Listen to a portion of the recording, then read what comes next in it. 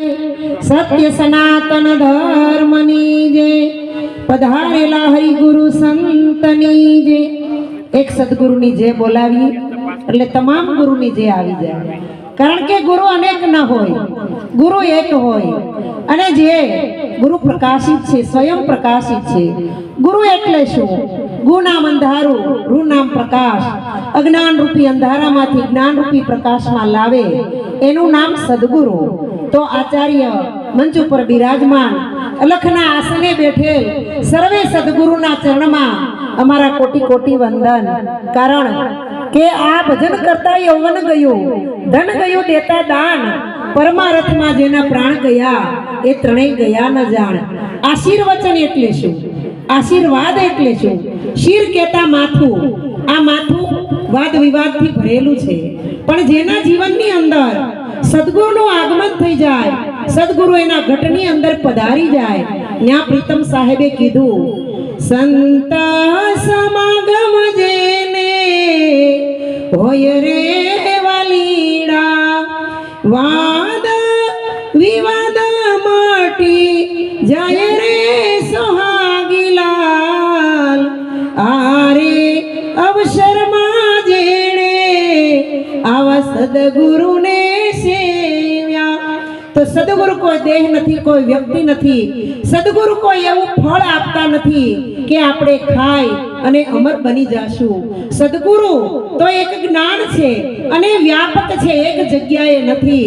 તો અનંત અનંત સદગુરુની કૃપા થકી આજે આ ગલુદણ ગામની અંદર મેં સાંભળ્યું, મેં તો નામ પહેલી વાર સાંભળ્યું ગામનું અને આવ્યા પહેલી વાર, પણ એવું કહેતા હતા કે આ ગામની અંદર એક જ શંકર મહારાજ નિરાંતના બોધિક છે, પણ જે સદગુરુએ એની ઉપર અનંત કૃપા કરી અને જે એની પ્રાણ પ્રતિષ્ઠા કરી, આંબાની ગોટલી વાવી અને એમાંથી બીજ ઉગ્યું, કોટો ફૂટો, વટવૃક્ષ બન્યું અને આજ મોટો ઘટાદાર આંબો બન્યો। એ આંબાના નીચે બેસીને આજે આપણે આ સદગુરુના સાનિધ્યમાં આનંદ કરીએ છીએ। એટલે સદગુરુ એક આનંદ જ આપે છે, બીજું કાંઈ આપતા નથી। આનંદ આનંદ અને પરમાનંદ, જેને આનંદની પ્રાપ્તિ થઈ ગઈ, પણ એ ક્યારે થાય કે જ્યારે પ્રેમ પ્રગટે ત્યારે। તો પ્રેમ છે એ પરમાત્માનું સ્વરૂપ છે, જેના ઘટ ભીતરની અંદર પ્રેમ પ્રગટ થઈ ગયો એને પરમાત્મા પ્રગટ થઈ ગયો। તો આ બધી મૂર્તિ છે એ જાણે તોય પરમાત્માની છે અને ન જાણે તોય પણ પરમાત્માની છે, પણ સદગુરુનું એક એવું જ્ઞાન છે જેને અવિચળ બનાવે, નાશવંતમાંથી શાશ્વત બનાવે અને અખંડમાંથી અખંડ બનાવે।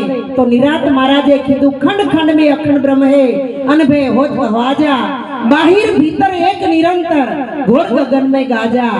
પણ સંતો કહે છે ને કે વસંત આવે ને કાલે જ કે આજે કઈક વસંત પંચમી છે, વસંત આવે તો પ્રકૃતિમાં સુધારો થાય અને આવા સંતો આવે ને તો બાપા ગલુદણમાં સંસ્કૃતિનો વધારો થાય। તો આજે તમે ભાગ્યશાળી છો કે તમારા નાના એવા ગલુદણ ગામની અંદર અનેક મહાપુરુષોના ચરણની રજ પડી છે। આ રજ જો મીરાબાઈએ કીધું ને કે જો અંગે જરીક પણ અડી જાય ને તો આપણી અંદર ભક્તિનો નવલો રંગ થાય।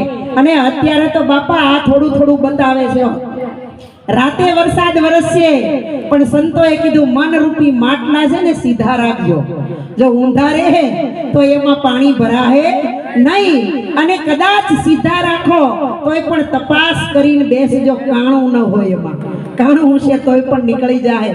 તો આવી સંતની સભામાં 8 વાગે પાછો પ્રોગ્રામ ચાલુ થાય, બધાય સમયસર આવી જાજો અને તમારો સમય કિંમતી છે એને તમે આપજો। કારણ કે સમય સમય બળવાન હે નહીં પુરુષ બળવાન, કાબે અર્જુન લૂંટિયા વોહી ધનુષ વોહી બાણ। તો આજે આ બે યજ્ઞ કર્યા છે, દ્રવ્ય યજ્ઞ અને જ્ઞાન યજ્ઞ। હમણાં પ્રસાદ લેવરાવશે એ દ્રવ્ય યજ્ઞ અને રાત્રે જે ચાલુ થાય એને જ્ઞાન યજ્ઞ કહેવાય। તો આ બંને યજ્ઞમાં તરબોળ થઈ પ્રેમથી ભીંજાય, ભાવ અને ભક્તિથી પરમાત્માને ગોતવાનો આપણે પ્રયત્ન કરીશું। બોલીએ સદગુરુ મહારાજ।